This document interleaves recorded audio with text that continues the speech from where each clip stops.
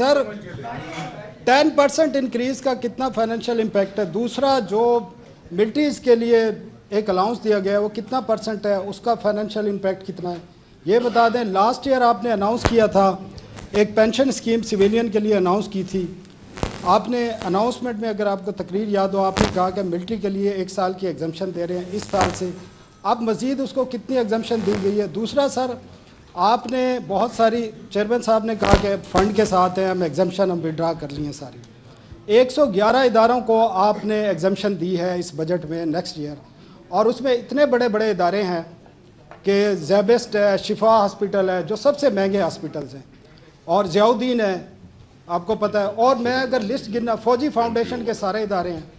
तो उसकी वजह क्या है? आप पॉलिटिकल प्रेशर में आए हैं, इतने सारे इदारों को, अवाम से तो आपने एग्जम्पशन ख़त्म कर दी, और लेकिन ये बार कौंसल भी हैं सारी, अभी बता रहे हैं ये।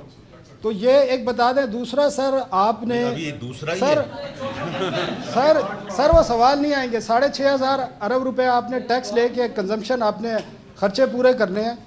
आपने बिजली की कीमत इस वक्त जो है रेट उसका, उसके बावजूद आप पावर डिवीज़न की जो ख़राब परफॉर्मेंस है उनको हज़ार अरब रुपया फिर आप देने जा रहे हैं, हालांकि आप सारी सब्सिडी विड्रा कर चुके हैं। आई थिंक ये, क्योंकि ये दूसरा तीसरा तो मुझे अब याद नहीं रहा, लेकिन देखें ये जो अभी नहीं, आप कोई ऐसी बात नहीं है, मुझे आप फिक्र ना करें। लेकिन ये जो अभी सब्सिडी की रिडक्शन की बात की है फाइनेंस सेक्रेटरी साहब ने, मैं आखिरी सवाल से शुरू करता हूँ, फिर ये एनपीओस पे आएंगे, फिर आपके जो अगले सवाल हैं उसमें फाइनेंस सेक्रेटरी साहब उस पर कुछ जिक्र कर देंगे। देखिए, ये पिछले साल पावर साइड पे जो रिकवरीज़ हैं उसमें कोई शक की गुंजाइश नहीं है कि वो बेहतर हुई हैं।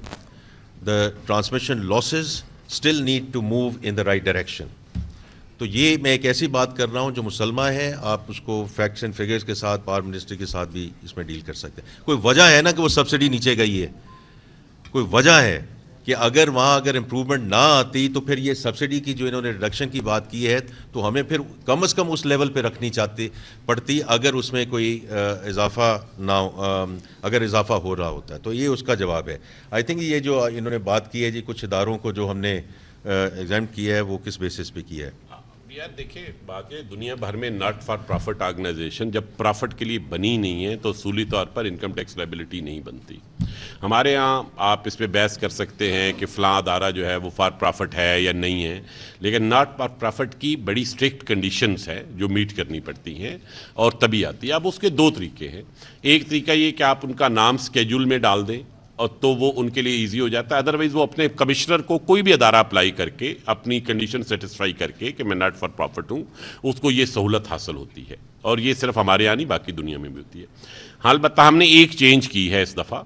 हमने जो वो टेबल 1 और टेबल 2 था उसको इकट्ठा कर दिया है, और आइंदा कोई भी अदारा मुस्तकिल उस स्क्रूटनी से बाहर नहीं रहेगा। सो उसे पीरियोडिकली, इवन जो लिस्ट वो थी जो स्क्रूटनी से टोटली बाहर है, उन्हें पीरियोडिक रिव्यू के वो सब्जेक्ट होंगे। और ये भी हमारी रिफॉर्म का हिस्सा है कि ये नहीं कि आप जब शुरू हुए थे तो आप नॉट फॉर प्रॉफिट थे, आपने स्केड्यूल में नाम डलवा लिया और अब आप हमेशा के लिए जो मर्जी काम करते रहें, कमर्शियल एक्टिविटीज़ करते रहे, आप उससे बाहर रहेंगे। आपको ये साबित करना होगा कि आप कमर्शियल एक्टिविटीज़ इस नेचर की इन्वॉल्व नहीं है जो फॉर प्रॉफिट में किसी तरह उस स्पॉन्सर के लिए रिजल्ट हो रही हूँ। देखें, इसमें बुनियादी जो डिस्टिंक्शन है दुनिया भर में वो नॉट फॉर प्रॉफिट में उन गवर्नेंस स्ट्रक्चर में है कि कहाँ पे स्पॉन्सर जो है उसका रिलेशनशिप गवर्नेंस स्ट्रक्चर के साथ क्या है। तो ये आइंदा के लिए ये रिव्यू हुआ करेगा। हमें और किसी अदारे को उसमें डालने में कोई इतराज़ नहीं, लेकिन हम चाहेंगे कि प्रीवियस जो अदारे डले हुए हैं और जो आइंदा आएंगे वो सब इस स्क्रूटनी से गुजरें। एक्चुअली अगर आप नॉट फॉर प्रॉफिट से जाके पूछेंगे तो वो आपको कहेंगे जी कि हमें गलत टेबल में डाल दिया गया है और हमें जो एक कंसेशन मिली हुई थी उसे ले ली गई है। तो मैं तो उसको एक्चुअली ये डिफेंड कर रहा हूं कि वो हमने क्यों ली है, रादर देन आपने सनाउल्लाह कियानी साहब, आपने ये जो सवाल किया है